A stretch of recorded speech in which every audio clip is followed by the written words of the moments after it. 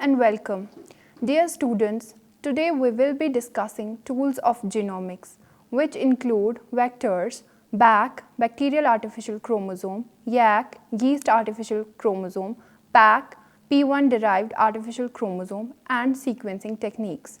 And we will also discuss the approach for sequencing whole genome of an organism, which include hierarchical and shotgun sequencing. Let me give you a brief introduction about tools in genomics. One of the most important uses of recombinant DNA technology is the cloning of random DNA or cDNA segments. Second one, specific genes which may be either isolated from the genomic or synthesized organochemically or in the form of cDNA from mRNA. This cloning of DNA is possible only with the help of another DNA molecule which is capable of replicating in a host. This another DNA molecule is often used as vector, which could be a plasmid, derived cosmid or phagmid, a transposon, bacteriophage, a virus, or even an artificial chromosome like BACS, bacterial artificial chromosome, YACS, yeast artificial chromosome, PACS or P1 derived artificial chromosome. Regardless of type, all vectors consist of certain essential features, and beyond these essentials, vectors may be designed for special application by being equipped with additional characteristics. And with these vectors, techniques should also be available, which will allow selection of chimeric genomes obtained after insertion of foreign DNA from a mixture of chimeric and the original vector like sequencing. Now we will start with the vectors. For the cloning of any molecule of DNA, it is necessary for that DNA to be incorporated into cloning vector. These are DNA elements that may be stably maintained and propagated in a host organism for which the vector has replication function. A typical host organism is a bacterium such as E. coli, which grows and divides rapidly. Thus, any vector with replication origin in E. coli will replicate together with any incorporated DNA efficiently. Thus, any DNA cloned into a vector will enable the amplification of inserted foreign DNA fragment and also allow any subsequent analysis to be undertaken. The vectors used for cloning vary in their complexity, their ease of manipulation, their selection, and the amount of DNA sequence they can accommodate, that is, the insert capacity. Vectors have in general been developed from naturally occurring molecules such as bacterial plasmids, bacteriophages, or combinations of the elements that make them up, such as cosmids. For gene library construction, there is a choice and trade-off between various vector types, usually related to ease of the manipulation needed to construct the library and the maximum size of foreign DNA insert of the vector. The advantage of vectors that accept larger fragments of DNA is that fewer clones need to be screened when searching for the foreign DNA of interest. Now, features of vectors. First, origin of replication. It is important for the replication and maintenance of the vector in the host cell. Second is cloning site. There may be a multiple cloning site or other features that allow for the insertion of foreign DNA into the vector through ligation. Next, genetic markers. Genetic markers for viral vectors allow for confirmation that the vector has integrated with the host genomic DNA. Next is promoter. Promoters are used to drive the transcription of the vector's transgene as well as the other genes in the vector, such as the antibiotic resistance gene. Some cloning vector need not have a promoter for the cloned insert, but it is an essential component of expression vectors so that the cloned product may be expressed. Next is antibiotic resistance. Vectors with antibiotic resistance open reading frames allow for survival of cells that have taken up the vector in growth media containing antibiotics through antibiotic selection. Next one is epitope. Vectors containing a sequence for a specific epitope that is incorporated into the expressed protein. Next is reporter gene. Some vectors may contain reporter gene that allow for identification of plasmid that contain inserted DNA sequences. Recent developments have allowed the production of large insert capacity vectors based on human artificial chromosome, which are yeast artificial chromosomes, YACs, bacterial artificial chromosome, BACs, mammalian artificial chromosome, MACs, and on the virus P1, that is P1 artificial chromosome, BACs.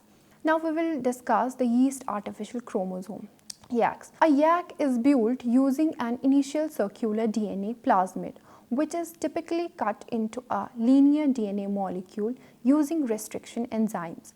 DNA ligase is then used to ligate a DNA sequence or gene of interest into the linearized DNA, forming a single large chromosome composed of a centromere, telomere, and a replication origin termed as ARS element, that is autonomous replicating sequence.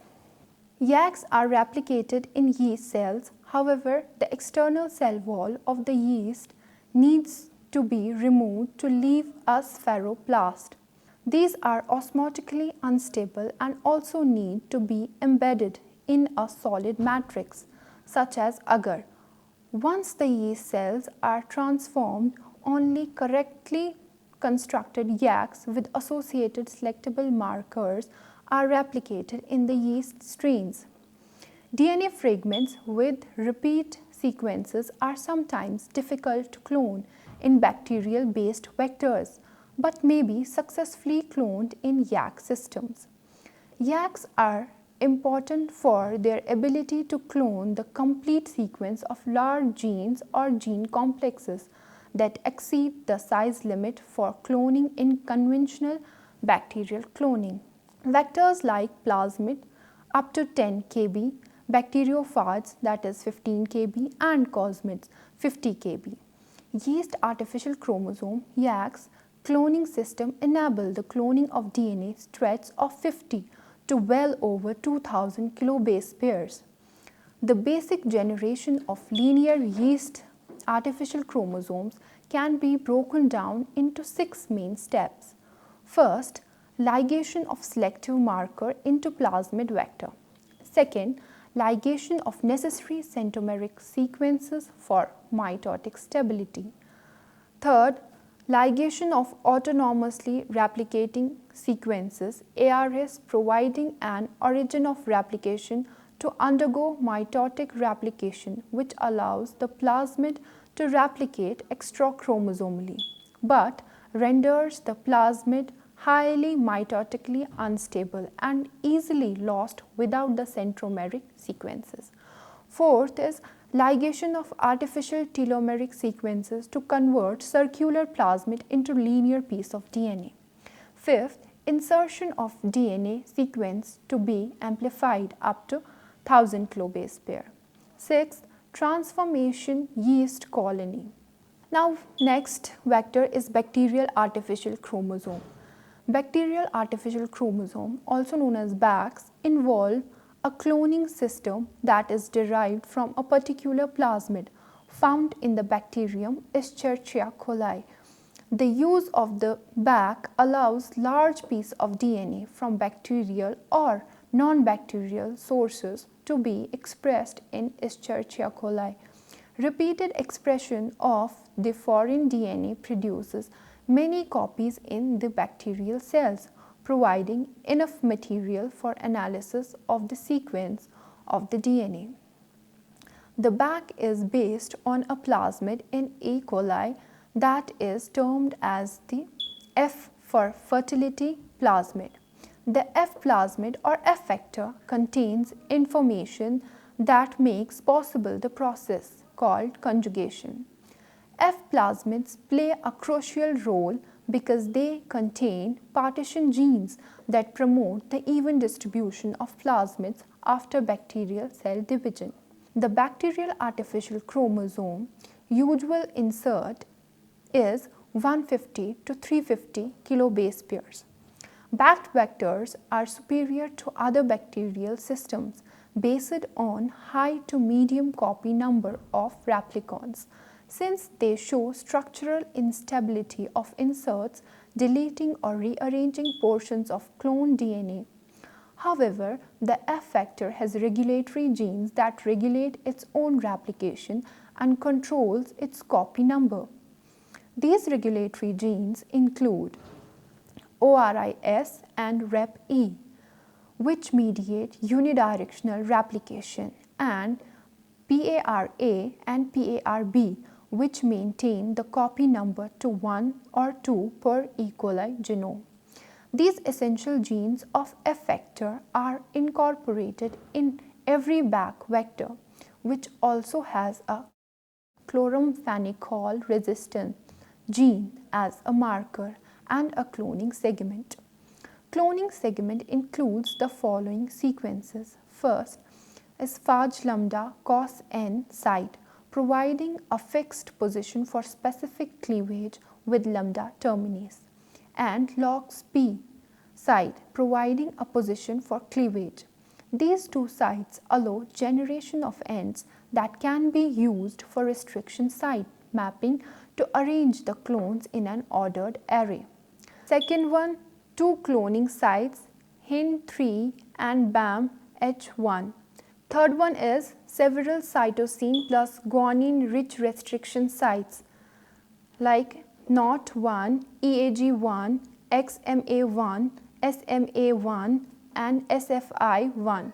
For potential accession of inserts, the cloning site is flanked by T7 and SP6 promoters for generating RNA probes for chromosomes walking and for DNA sequencing. A Bac contains the conjugation promoting genetic information as well as stretch of DNA that is destined for incorporation into the bacterium.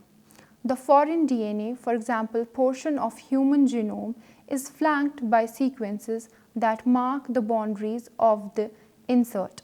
When the Bac becomes incorporated into the genome of Escherichia coli, the sequence tag connectors act as markers to identify the inserted foreign DNA. Using a Bac, large stretches of DNA can be incorporated into the bacterial genome and subsequently replicated along with the bacterial DNA. Now the next one, P1 artificial chromosome, Bacs.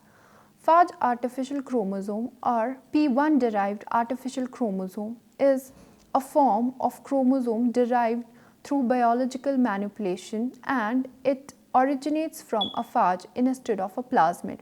A phage or a bacteriophage is a virus that can enter a bacteria and replicate within the cell using one or more methods. There are many types of phages, and P1 bacteriophage is a unique type of phage that exists in nature. When phages infect a bacterial cell, it can exist in two forms, either through lysogeny or by lysis.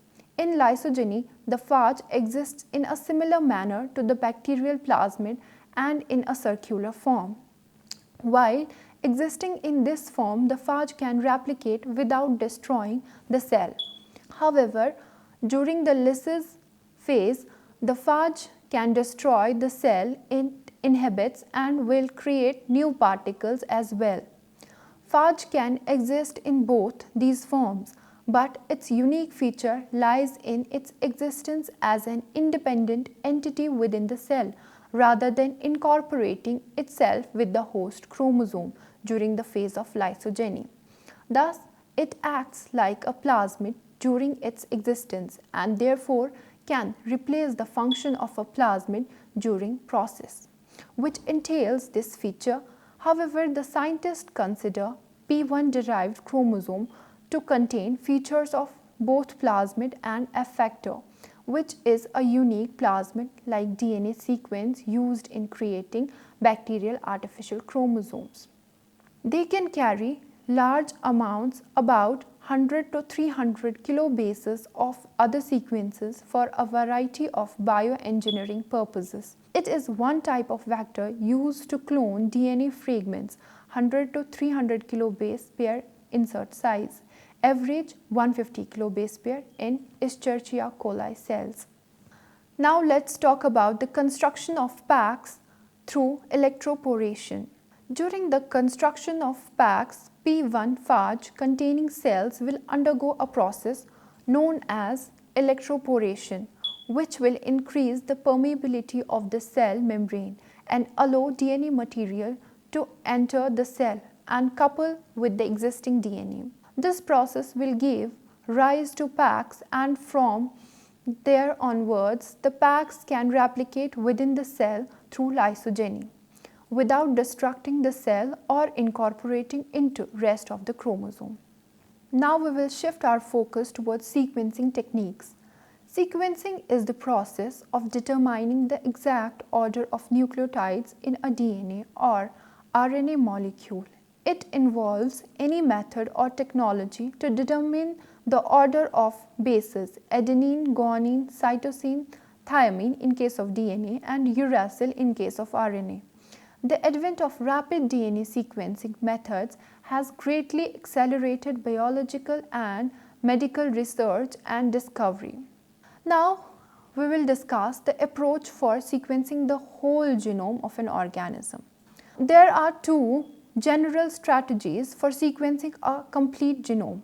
First is hierarchical shotgun sequencing. This method was preferred for the Human Genome Project. In this approach, genomic DNA is cut into pieces of about 150 MB and inserted into Bac vectors, transformed into E. coli, where they are replicated and stored. The Bac inserts are isolated and mapped to determine the order of each cloned 150 MB fragment. This is referred to as the golden Tillich path. Each Bac fragment in the golden path is fragmented randomly into smaller pieces, and each piece is cloned into a plasmid and sequenced on both strands.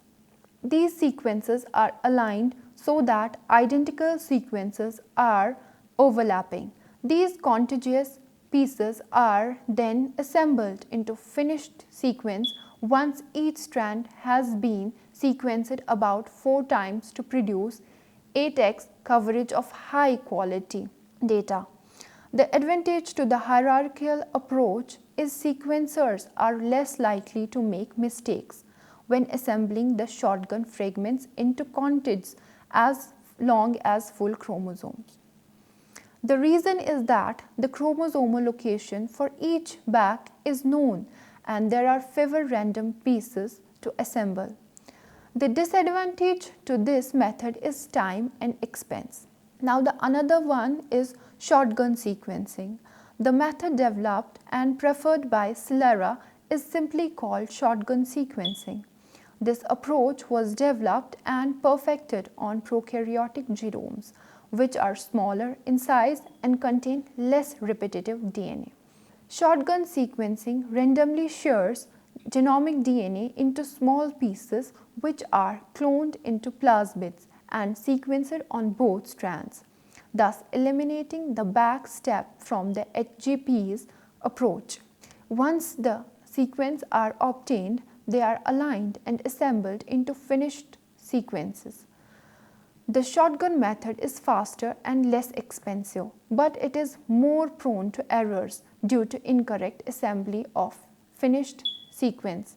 For example, if a 500 kb portion of a chromosome is duplicated and each duplicate is cut into 2 kb fragment, then it would be difficult to determine where a particular 2 kb piece should be located in the finished sequence, since it occurs twice. You might think, who cares since they are duplicates? But duplications seldom retain their original sequences. They tend to drift over time, so a small region may be retained while other parts may mutate. This might create overlapping sequences for small pieces that are located several hundred kilobase pair apart on the chromosome. Now, which method is better? It depends on the size and complexity of the genome. With the human genome, each group believes its approach to be superior to the other. We only have draft sequences and each has gaps and unfinished regions, so it is not possible to say for sure. It is worth mentioning that Celera had access to the Human Genome Project data, but the HGP did not have access to the Celera data. Furthermore, since the Celera data is not freely available, most investigators will use the HGP sequence for further research. Therefore, we may never know which method won. This was all for today's lecture. Hope you have understood it well. Thanks and goodbye.